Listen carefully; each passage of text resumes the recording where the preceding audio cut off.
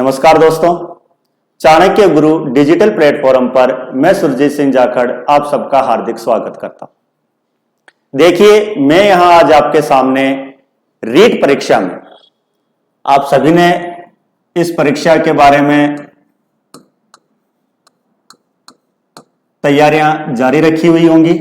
तो रीट परीक्षा में सेकंड लेवल में SST subject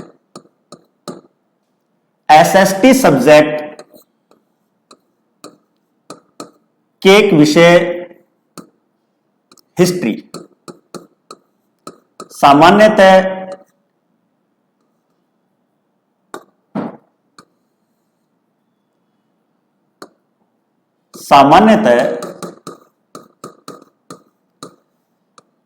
second level SST विषय में 4 सब्जेक्टों की प्रधानता है।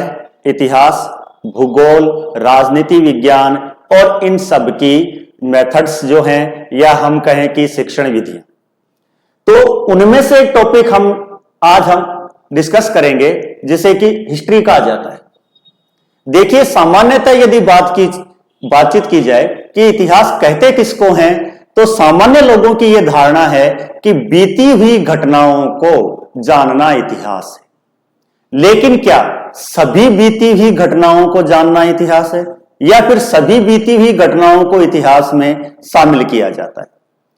तो सर्वप्रथम हम देखेंगे कि इतिहास या हिस्ट्री जो शब्द है वो किस प्रकार से बना है और इसका क्या अर्थ निकलता है। देखिए, इतिहास जो शब्द है वो 3 शब्दों से मिलकर बना है। इति प्लस है प्लस आस, 3 शब्दों से इति प्लस है प्लस आस, इनसे मिलकर बनता है इतिहास, जिसका यदि हम शाब्दिक अर्थ लगाते हैं या शाब्दिक अर्थ निकालते हैं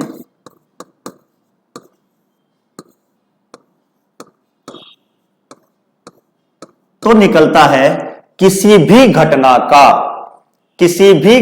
का किस प्रकार या किस रूप में वास्तविकता के तौर पर जो घटना घटित होती है वही इतिहास कहलाता है। यानी कोई भी घटना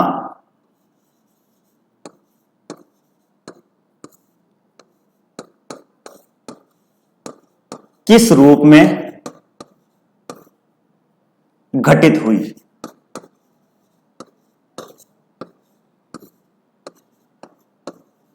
कोई भी घटना किस रूप में किस प्रकार से घटित हुई वही इतिहास कहलाता है।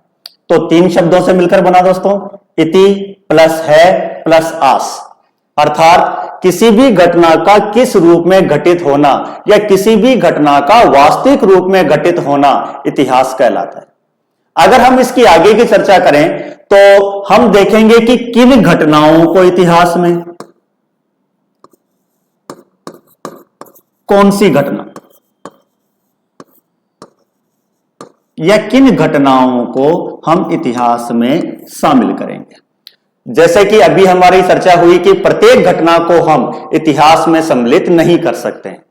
तो प्रत्येक घटना को नहीं कर सकेंगे तो घटना कौन सी होनी चाहिए? अगर हम कौन सी घटना की बात करते हैं तो हम देखते हैं कि वो घटना महत्वपूर्ण होनी चाहिए।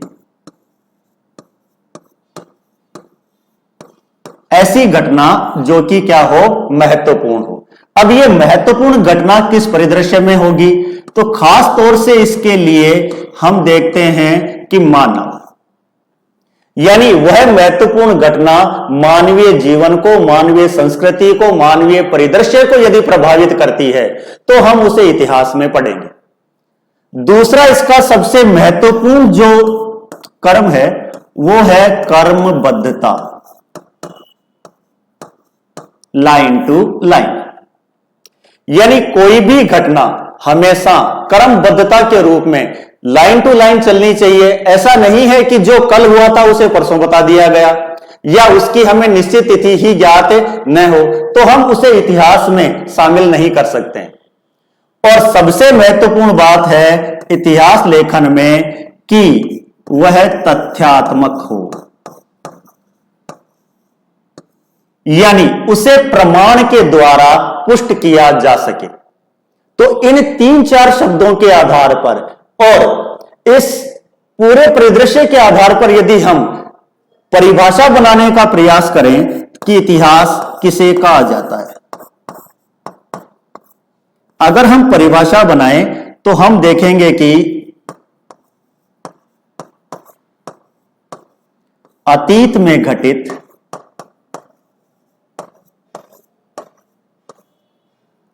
महत्वपूर्ण घटनाओं का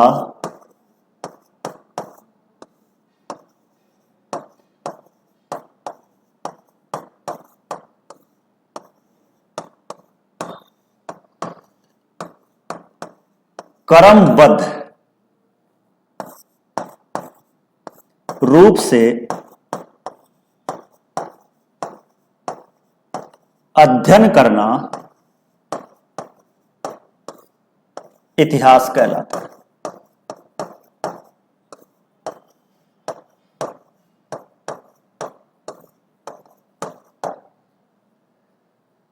इतिहास की हमने जानकारी प्राप्त की 3 शब्दों से मिलकर बना, इति प्लस है प्लस आस, अर्थात किसी भी घटना का वास्तविक रूप से घटित होना इतिहास कहलाता है।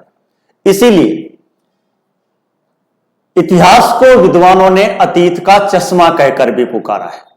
जैसा हमारी अभी बातें हुई कि कोई भी घटना इतिहास में शामिल नहीं होगी, उसके लिए जरूरी है कि वह घटना मानवीय जीवन को, भौगोलिक परिदृश्य को आदि को किसी न किसी प्रकार से प्रभावित करती हो। जैसे कोई बहुत बड़ी महामारी आ जाए या फिर बहुत बड़ा कोई युद्ध हो जाए, इन सभी जो कि मानवीय जीवन को या भौगोलिक परिदृश्य को प्रभावित करे, उन चीजों को हम इतिहास में शामिल करते हैं। इसमें हमें 3 पॉइंट जो महत्वपूर्ण ध्यान में रखने हैं। घटना महत्वपूर्ण होनी चाहिए, लाइन टू लाइन क्रमबद्ध होनी चाहिए और वो अपने प्रमाणों से पुष्ट होनी चाहिए, यानी उस घटना को हम तथ्यों के द्वारा प्रमाणित किया जा सके। तो अगर हम इसकी परिभाषा जो हमने देखी इन्हीं शब्दों के आधार पर कि अतीत में घटित महत्वपूर्ण घटनाओं का क्रमबद्ध रूप से अध्ययन करना इतिहास कहलाता है। अब हम आगे बढ़ते हैं, हम बात करते हैं, देखो इतिहास का अध्ययन किस प्रकार से किया जाए। सर्वप्रथम इतिहास का अध्ययन आज तक किस प्रकार से होता आया है और आगे भी किस प्रकार से होगा। अगर हम इन सब की बात करते हैं तो इतिहास का अध्ययन करने के लिए विद्वानों ने इसे काल या समय के रूप में बांटा है। काल कह सकते हैं आप उसे, समय कह सकते हैं आप उसे, और विद्वानों ने इसका अध्ययन करने हेतु मोटे तौर पर इतिहास को 3 भागों में बांटा है। 3 भागों के अंदर इसे विभाजित किया गया है। पहले भाग को हम कहते हैं प्राग ऐतिहासिक काल, या इसी का एक दूसरा नाम है पाषाण काल। दूसरा भाग कहलाता है आद्य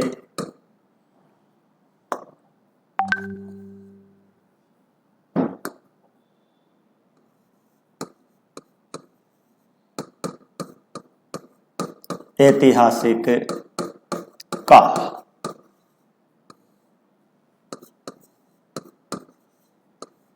और तीसरा जो समय विद्वानों ने बांटा उसे हम नाम देते हैं ऐतिहासिक काल।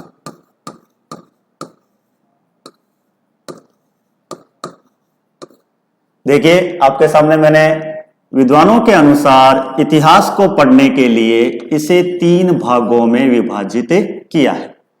प्राग ऐतिहासिक काल, आद्य ऐतिहासिक काल और ऐतिहासिक काल।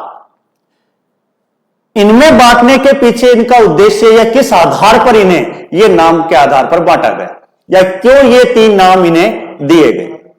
देखिए हम देखते हैं, जैसे आप नाम से प्राग यानी बहुत पहले, पुराना, पाषाण यानी पत्थर, तो ऐसा काल जिसमें कि पत्थर का महत्व ज्यादा हो। मैंने अभी आपसे कहा कि किन आधारों पर इन कालों को नाम दिए गए, तो इसके मुख्य आधार हैं दो।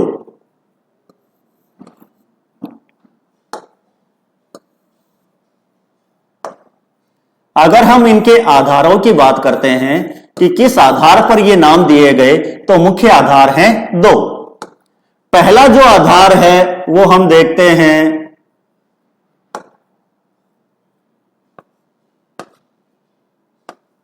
औजार।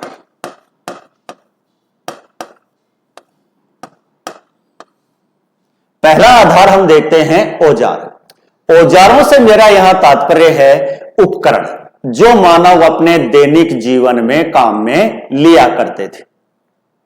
औजार देखिए, इस समय जो मानव महत्वपूर्ण औजार जो या प्रथम बार जिस औजार का या उपकरण का उपयोग किया वो था पत्थर।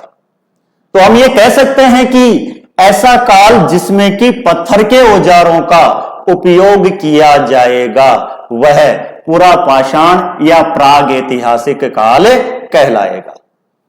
दूसरा जो आधार लिया गया वो है साहित्य।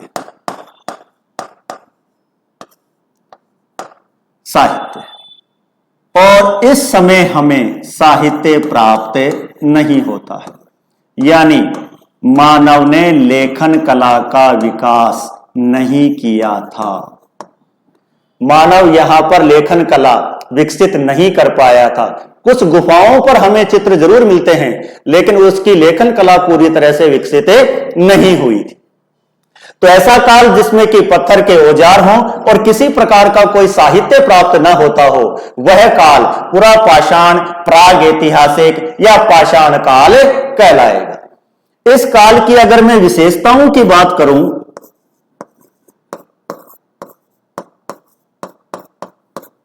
इस काल की यदि मैं विशेषताओं की बात करूं, तो देखिए ये हमारे लिए, मैंने जैसे अभी आपसे शुरुआत में चर्चा की कि विद्वानों ने मोटे तौर पर इस काल को 3 भागों में बांटा है। आगे इसके और भी पार्ट होते हैं, जैसे पुरा पाषाण या पाषाण काल को भी 3 भागों में बांटा गया है। पुरा पाषाण काल, मध्य पाषाण काल और नव पाषाण काल। फिर उससे पूर्व पुरा पाषाण काल को भी 3 भागों में उच्च, मध्य और निम्न पाषाण कालों के अंदर भी इसे बांटा गया है। इस काल की उत्पत्ति मानव उत्पत्ति के समय से शुरू हुई। जिस प्रकार से मानव का लगातार विकास होते होते वह रामापिथेकस, ऑस्ट्रेलियन पिथेकस, होमो इरेक्टस, निएंडरथल होते हुए होमो सेपियंस की अवस्था में पहुंचा है, उसी प्रकार से यह काल भी लगातार इसमें परिवर्तन हमारे को दिखाई देते हैं। इसकी अगर हम बात करें कि मानव ने इसमें सबसे प्रमुख विशेषता थी समूह में रहना सीखा।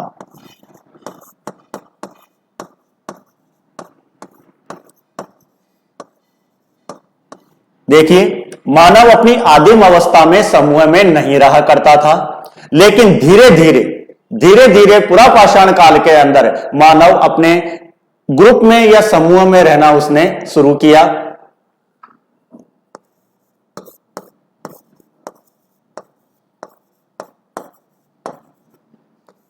पशुपालन सीखा मांस उपयोग के लिए, और पशुपालन में सबसे पहले मानव ने कुत्ते को पाला। मानव का आग से परिचय हुआ, या हम कह सकते हैं कि मानव ने आग का आविष्कार किया।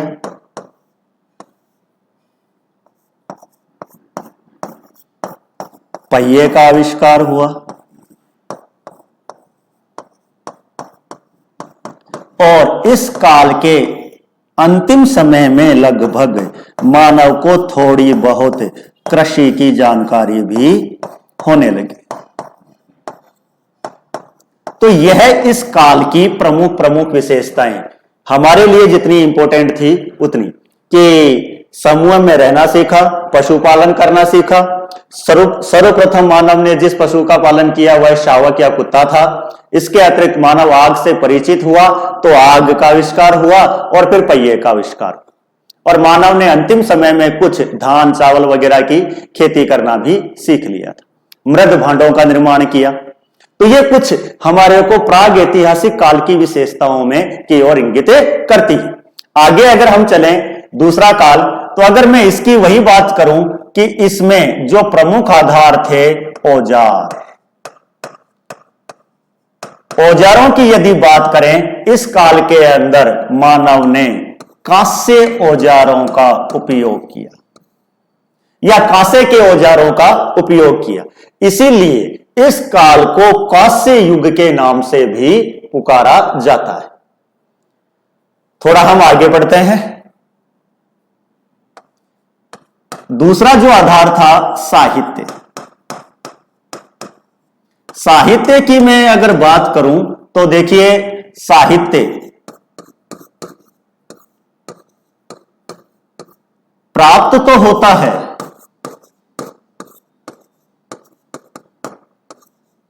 परंतु पढ़ा नहीं जा सका। इस काल की हमें लिखा हुआ तो मिलता है, लेकिन विद्वान लोग अभी उसको पढ़े नहीं पाए हैं, क्योंकि अभी तक इनकी लिपि हमारी समझ के बाहर है। और इतिहास वही है दोस्तों, जो लिखा हुआ हो, जो पढ़ा गया हो और जो समझा गया। इस काल का हमें साहित्य मिलता तो है, लेकिन हम पढ़ नहीं पाए। अब पढ़ क्यों नहीं पाए? तो पढ़ इसलिए नहीं पाए क्योंकि उनकी लिपि समझ में नहीं आई। उनकी लिपि समझ में क्यों नहीं आई? तो हम देखते हैं कि ये हमारा जो पहला टॉपिक होगा, सिंधु सभ्यता। अगर मैं इसके विशेषताओं की बात करूं,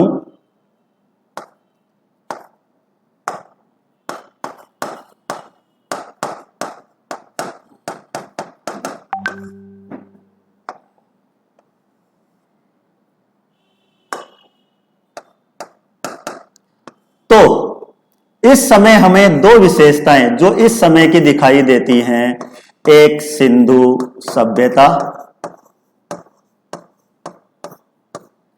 और फिर हम देखते हैं वैदिक संस्कृति या वैदिक सभ्यता। ये दो सभ्यताएं हमें आद्य ऐतिहासिक कालीन युग की प्रतीत होती है। आगे हम चले और हम बात करते हैं ऐतिहासिक काल की। अगर ऐतिहासिक काल की हम बात करें तो इसमें जो औजार हैं वर्तमान के अनुसार वह औजार बने लोहे के। और अगर मैं बात करूं साहित्य की, तो साहित्य प्राप्त भी है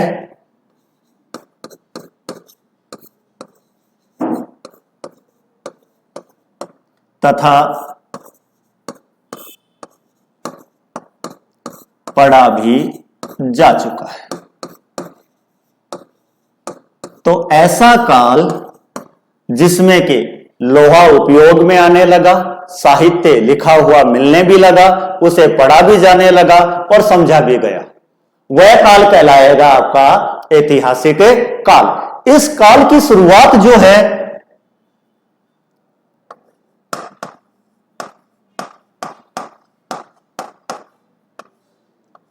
शुरुआत देखिए इसकी 6ठी शताब्दी ईसा पूर्व, या हम कहें बौद्ध काल से। इस काल की शुरुआत जो हमें मिलेगी वह भगवान बुद्ध के काल से कह सकते हो, 6ठी शताब्दी ईसा पूर्व कह सकते हैं हम, या हम बौद्ध काल को इसका प्रमाण मान सकते हैं। तो विद्वानों ने इसकी जानकारी के लिए हमारे सामने इतिहास को पढ़ने के लिए 3 भाग किए। 3 भाग, प्राग ऐतिहासिक, आद्य ऐतिहासिक और ऐतिहासिक।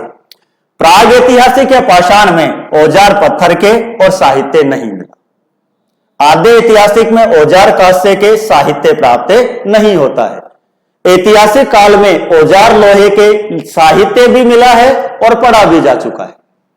अगर हम इनके दृष्टिकोण से देखें विशेषताओं की, तो यह समूह में रहना, पशुपालन, सबसे पहले कुत्ता, आग का आविष्कार, पहिए की जानकारी और कृषि की जानकारी मिली। सिंधु और वैदिक संस्कृति प्रमुख विशेषताएं मानी गई आद्य ऐतिहासिक कालीन, और वर्तमान जो पूरा आगे का जो इतिहास है बौद्ध काल से लेकर वर्तमान तक, उसे हम शामिल करते हैं ऐतिहासिक काल में। चलिए हम अब आगे बढ़ते हैं। देखिए, हम बात कर रहे थे रीट लेवल सेकंड, और सेकंड के अंदर एसएसटी। एसएसटी जो सब्जेक्ट है उसमें स्टूडेंट से कुल मिलाकर 60 क्वेश्चन पुटअप किए जाएंगे। Rate level second SST subject में कुल मिलाकर 60 क्वेश्चन, और मैंने अभी आपसे शुरुआत में जिस बात का जिक्र किया था कि टोटल मिलाकर 4 बड़े सब्जेक्ट हैं। इतिहास है,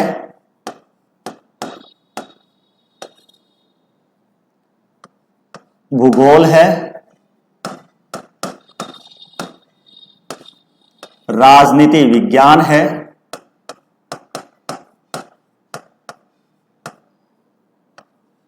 और शिक्षण विधियां।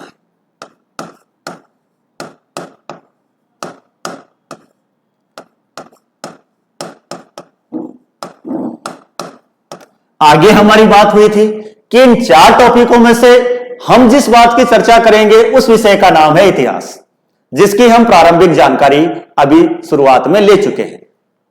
आगे अगर हम बढ़ते हैं, इतिहास का जो सिलेबस हमारे लिए निर्धारित किया गया है उसे 2 भागों में बांटा गया है। रीट सेकंड लेवल के लिए जो इतिहास का सिलेबस है उसे 2 भागों में बांटा गया है। भारत का इतिहास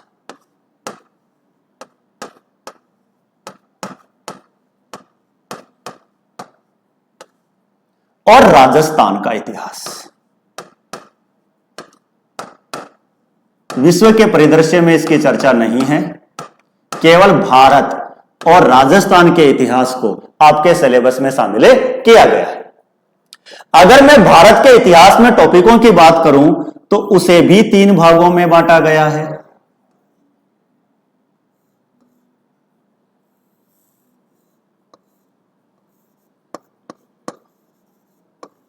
प्राचीन भारत का इतिहास, एंशिएंट इंडियन हिस्ट्री, मध्यकालीन भारत का इतिहास, मिडिवल इंडियन हिस्ट्री, और आधुनिक भारत का इतिहास, मॉडर्न इंडियन हिस्ट्री। पहले हम भारत के सिलेबस की बात करते हैं जो हमारे सिलेबस में है और उसमें क्या क्या दिया गया है। तो मैंने इसको 3 भागों में बांटा। प्राचीन भारत का इतिहास के कुछ टॉपिक हैं, कुछ मिडिवल हिस्ट्री के हैं और कुछ मॉडर्न हिस्ट्री के हैं। अगर हम प्राचीन हिस्ट्री की बात करते हैं तो हम देखते हैं इसकी शुरुआत होगी हमारे सिलेबस में सिंधु सभ्यता से। अभी हम चर्चा करेंगे सभ्यता और संस्कृति के विषय में भी। दूसरा जो टॉपिक है वह है वैदिक सभ्यता। भारत के इतिहास का मील का पत्थर मौर्य काल। विदेशों से भारत के संबंध, खासतौर से इनमें हम धार्मिक संबंधों की चर्चा करेंगे जिनकी शुरुआत मौर्य सम्राट अशोक के समय से मानी जाती है।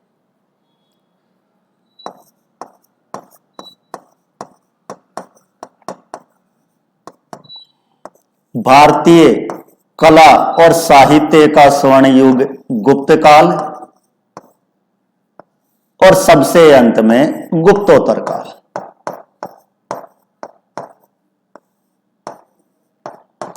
गुप्तोत्तर काल के अंदर हम अध्ययन करेंगे गुप्त वंश के पश्चात हर्षकालीन भारत का, और फिर उसके पश्चात उपजे हुए विभिन्न देशी राजपूत राजाओं के राज्यों का, उनकी राजनीतिक, सामाजिक, धार्मिक स्थिति आदि का वर्णन हम गुप्तोत्तर काल में देखेंगे।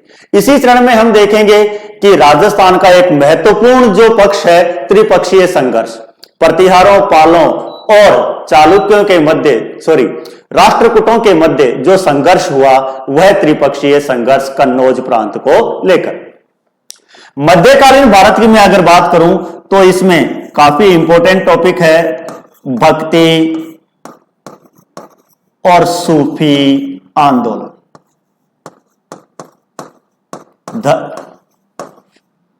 धर्म सुधार आंदोलन 8वीं शताब्दी से लेकर 12वीं सदी तक चलने वाले भक्ति, जो हिंदू धर्म में सुधार हुए वो भक्ति आंदोलन, जो मुस्लिम धर्म में सुधार हुए वो सूफी आंदोलन। भारतीय इतिहास का सबसे चर्चित विषय मुगल काल 1526 से 1707। 21 अप्रैल 1526 पानीपत के प्रथम युद्ध से लेकर 1707 औरंगजेब की मृत्यु तक, और शिवाजी का संघर्ष तथा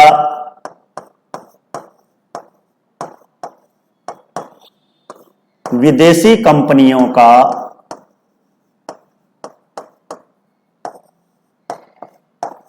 भारत आगमन। विदेशी कंपनियों का भारत आगमन, इन सभी टॉपिकों को मिडिवल हिस्ट्री या मध्यकालीन भारत के इतिहास में रखा जाएगा। आधुनिक भारत की अगर मैं बात करूं या मॉडर्न हिस्ट्री के टॉपिकों की अगर हम बात करें तो हम देखेंगे पुनर्जागरण,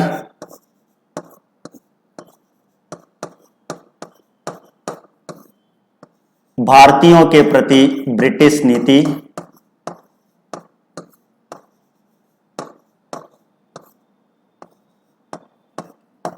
(1857) का संग्राम क्रांति और राष्ट्रीय आंदोलन।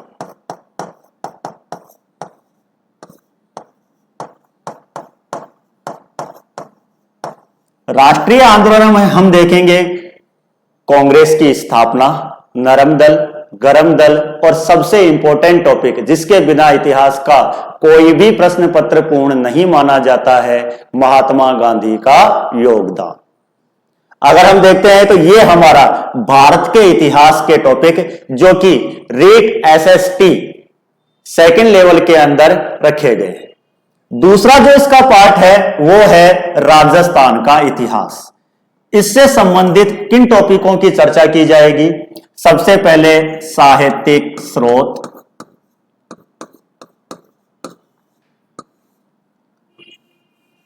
प्राचीन सभ्यताएं,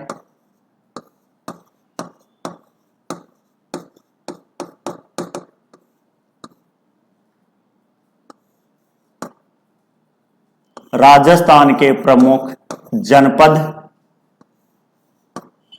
किसान आंदोलन,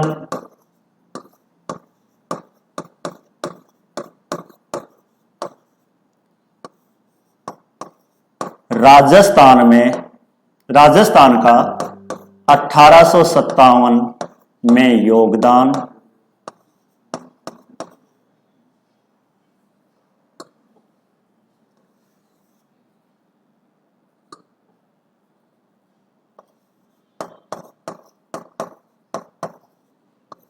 एकीकरण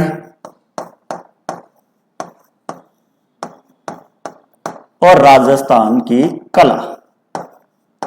अब कला में हम किन टॉपिकों का जिक्र करेंगे? तो कला के अंदर हम देखेंगे राजस्थान के प्रमुख मेले, राजस्थान के प्रमुख त्योहार, राजस्थान के महल, किले, छतरियां, हस्तकला आदि सबका हम जो अध्ययन करेंगे वो राजस्थान की कला में करेंगे। तो दोस्तों देखिए, अभी हमने बात की हमारे रीट के सिलेबस की, तो ये आपके सामने मैंने दो पार्टों के अंदर भारत के इतिहास के तौर पर और राजस्थान के इतिहास के तौर पर जिक्र किया, जो हम अब आगे की क्लासों में पढ़ने वाले। अब हम शुरू करते हैं प्रथम टॉपिक से, और हमारा प्रथम टॉपिक है सिंधु सभ्यता।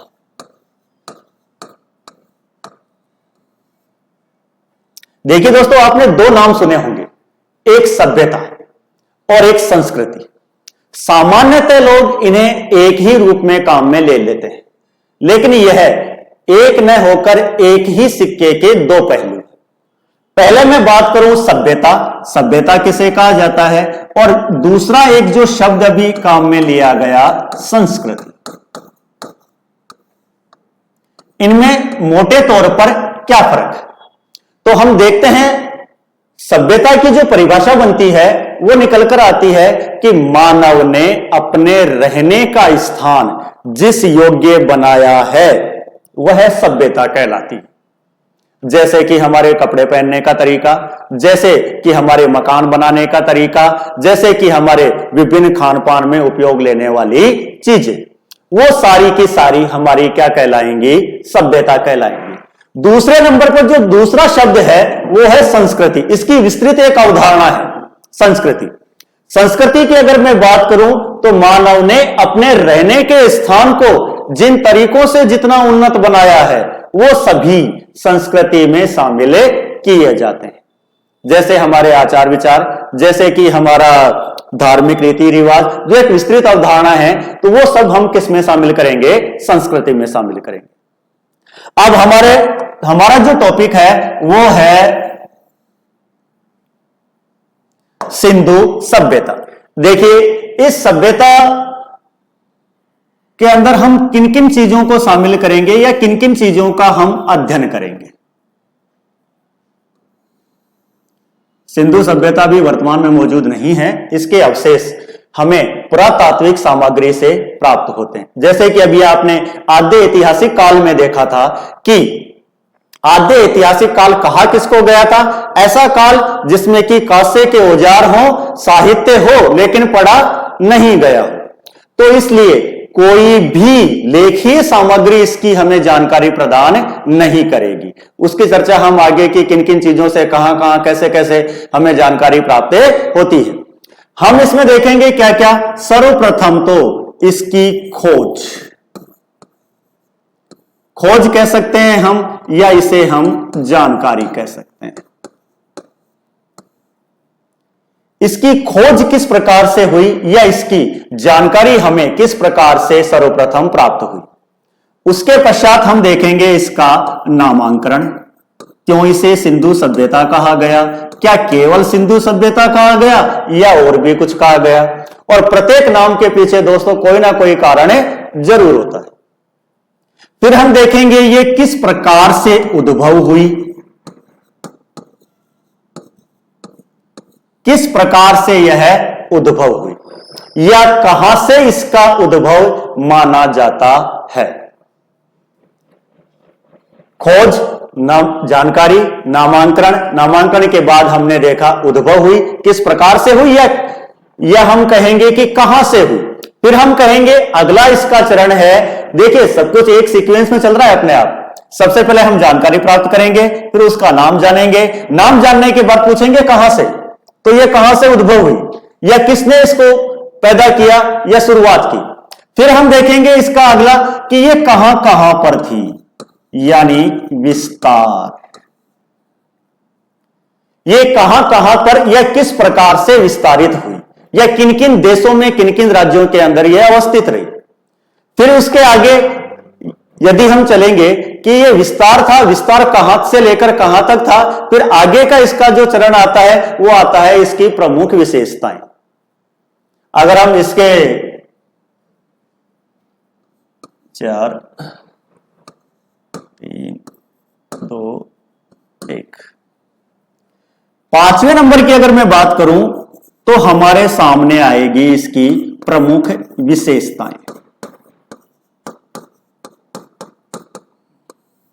विशेषताओं में हम क्या देखेंगे?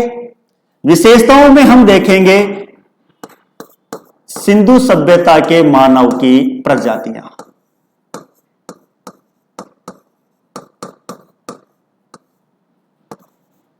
सिंधु सभ्यता का समाज,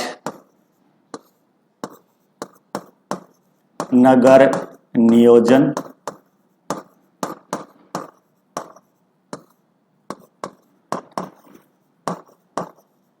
भवन,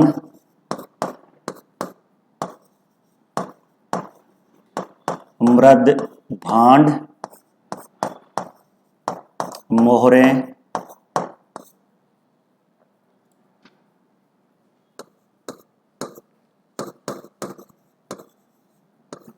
इंपॉर्टेंट बात इसकी लिपि, इसकी सामाजिक स्थिति, राजनीतिक स्थिति, धार्मिक स्थिति और आर्थिक स्थिति। किन किन देवताओं की पूजा होती थी, किन किन चीजों का व्यापार होता था, अर्थव्यवस्था किस पर निर्भर थी, विशेषताएं। फिर हम अगला जो इसका पड़ाव है वो हम देखेंगे आठवें नंबर पर, इसका कालक्रम, सॉरी 6ठे नंबर पर, इसका कालक्रम। अलग अलग विद्वानों ने सिंधु सभ्यता का कालक्रम अलग अलग निर्धारित किया है। इन सभी की चर्चा मार्शल से लेकर कार्बन 14 पद्धति या C14 पद्धति तक हम चर्चा करेंगे इसमें। 7वें नंबर पर इसके बड़े नगर,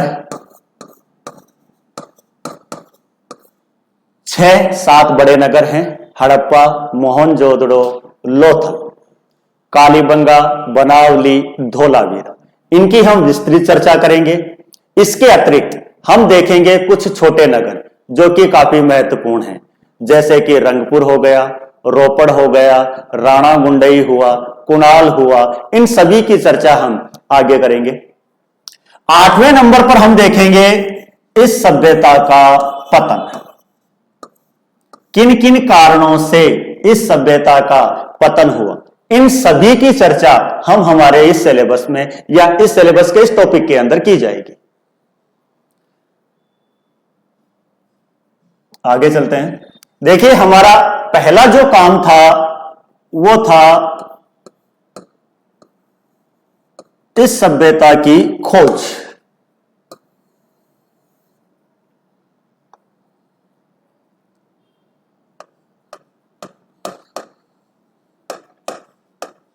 खोज कह सकते हो,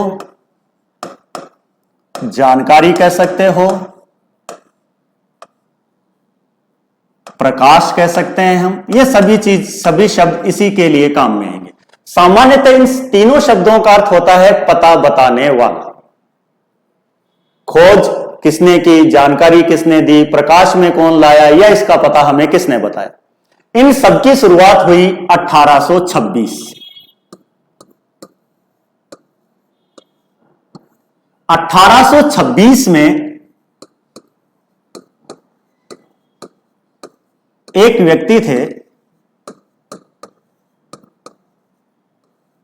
जिनका नाम था चार्ल्स मेसन।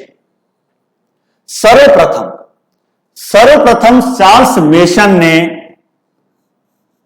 1826 में सिंधु सभ्यता की जानकारी प्रदान की।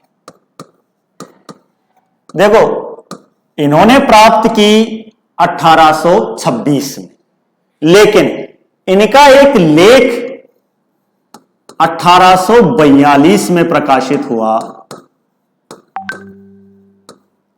नैरेटिव ऑफ जर्नीज, और इस लेख के अंदर इन्होंने सिंधु सभ्यता पर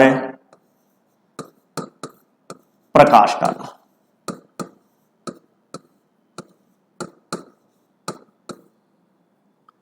सर्वप्रथम जानकारी रखने वाले व्यक्ति चार्ल्स मेसन, जिन्होंने की सामान्य जनता को इसकी जानकारी प्रदान की 1842 में अपने लेख नैरेटिव ऑफ जर्नीज में। इसके पश्चात 1856 में एक घटना घटित हुई, और यह घटना जो थी वो घटित हुई लाहौर में। 1856 में घटना घटित हुई लाहौर में। लाहौर में दो भाई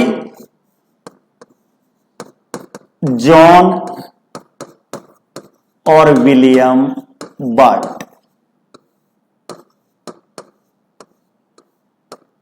इन दोनों को बर्टन बंधु भी कहा जाता है। इन दोनों भाइयों को काम सौंपा गया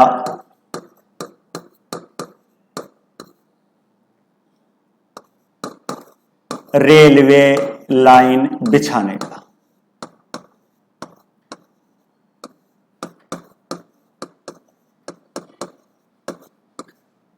रेलवे ट्रैक बिछाने का काम सौंपा गया।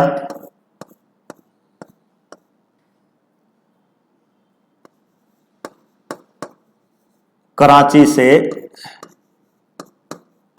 लाहौर। और इस रेलवे ट्रैक के लिए देखिए, सामान्यतः हम सब जानते हैं कि रेलवे ट्रैक के लिए भूमि को स्थायी और समतल करने के लिए आसपास के इलाकों में खुदाई करनी पड़ी। और इसी लाहौर और कराची के बीच रेलवे लाइन बिछाने के लिए इन्होंने लाहौर में खुदाई की और उस खुदाई में ईंटें निकली।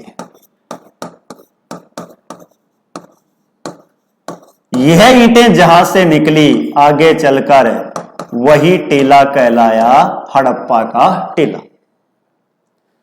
तो पहली जो घटना घटी जहां से कुछ वस्तुएं प्राप्त हुई वो स्थान था लाहौर, और यहां से खुदाई में एक टीले से कुछ ईंटें निकली।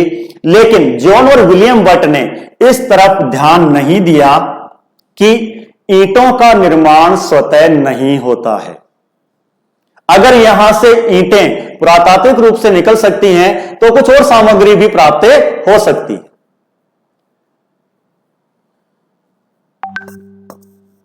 इन्हीं सब में 1852, 53, 73 लगातार एक व्यक्ति थे पुरातात्विकविद जिनका नाम था ए कर्निघम, अलेक्जेंडर कर्निघम। अलेक्जेंडर कर्निघम ने सर्वप्रथम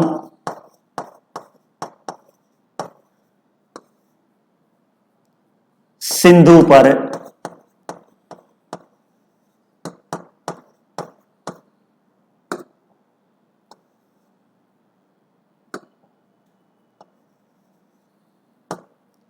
शोध या प्रयोग किया।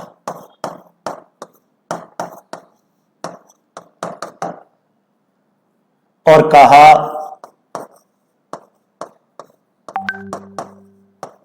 यह अति प्राचीन है।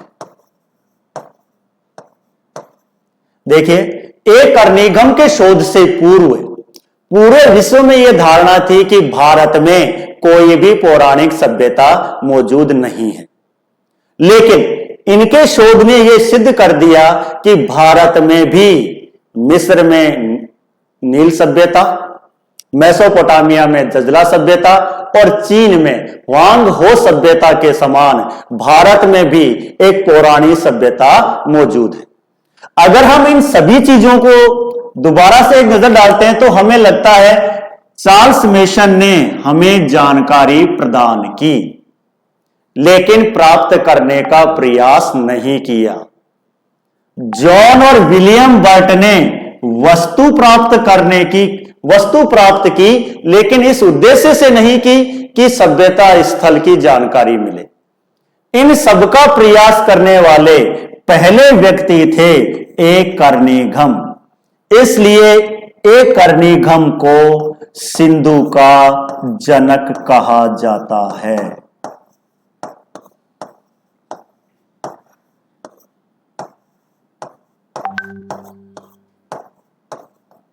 ए कर्निघम को सिंधु का जनक कहा जाता है। तो पहला जो हमारा पॉइंट था, इसकी खोज या जानकारी किस प्रकार से मिली, तो चार्ल्स मेसन से लेकर हम पहुंचे ए कर्निघम तक। उसके आगे की अगर हम बात करें तो हमारा दूसरा जो पॉइंट था वो था इसका नामांकन।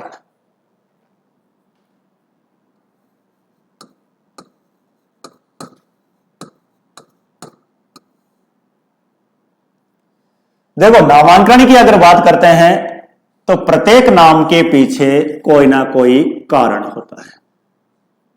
हम अगर इसकी बात करें कि सिंधु सभ्यता को सिंधु सभ्यता क्यों कहा गया या और इसका क्या नाम रखा गया, क्यों रखा गया, तो ये सारी चीजें हम देखते हैं नामांकन। सामान्यतः सिंधु के हमें 3 नाम प्राप्त होते हैं। सिंधु सभ्यता, जो कि मार्शल के द्वारा दिया गया, सर जॉन मार्शल के द्वारा दिया गया।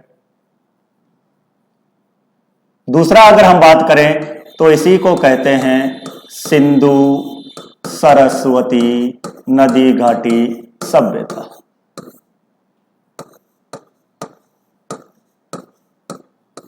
और तीसरा हम देखते हैं कि इसे ही कहा गया हड़प्पा सभ्यता, जो इसका वर्तमान में सबसे उपयुक्त नाम माना जाता है। अब जैसे हमारी चर्चा हुई कि प्रत्येक नाम के विषय में कोई ना कोई कारण अवश्य होता है, तो देखिए प्रारंभिक अधिकांश स्थल, देखिए हम बात यदि करें तो सिंधु सभ्यता का जो उद्भव हुआ है वो इस क्षेत्र में उत्तर पश्चिम, जहां पर की 7 नदियां निकलती, कुल मिलाकर 7 नदियां। ये 7 नदियां कौन सी हैं? सिंधु, सतलज, रावी, चिनाब, झेलम, व्यास और सरस्वती। इसीलिए इन 7 नदियों के क्षेत्र को हम सप्त सैंधव प्रदेश कहते हैं। और सिंधु की प्रारंभिक जो जानकारी है वो भी हमें इसी सप्त सैंधव प्रदेश के सिंधु नदी के किनारे से प्राप्त हुई। तो हम ये कह सकते हैं कि प्रारंभिक अधिकांश स्थल, प्रारंभिक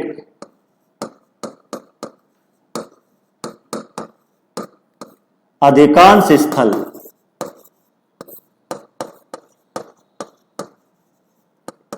सिंधु नदी के किनारे खोजे गए,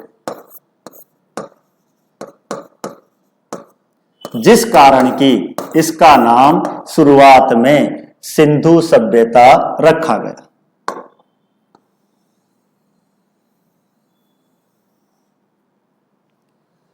फिर हम अगर आगे चले दूसरे पॉइंट की तरफ, सिंधु सरस्वती सभ्यता क्यों कहा गया? यह नाम अस्तित्व में आया 1947 के पश्चात। देखिए 1947, 15 अगस्त 1947 को भारत आजाद हुआ। उसके ठीक एक दिन पहले 14 अगस्त 1947 को भारत का बंटवारा होकर पाकिस्तान आजाद हुआ। और बंटवारे के बाद अधिकांश जो स्थल थे वो सिंधु नदी के किनारे होने के कारण पाकिस्तान में सम्मिलित हो गए। तो भारत से संबंधित करने के लिए राजस्थान के प्रख्यात एक पुरातात्विकविद हैं अमलानंद घोष, जिन्हें हम ए घोष के नाम से भी जानते हैं, उन्होंने और ब्रजवासी लाल, बीके थापर आदि लोगों ने मिलकर सरस्वती नदी के किनारे बहुत से स्थल खोज कर निकाले। सरस्वती नदी के किनारे खोजने के कारण भारत से संबंधित करने हेतु इसका नाम रखा गया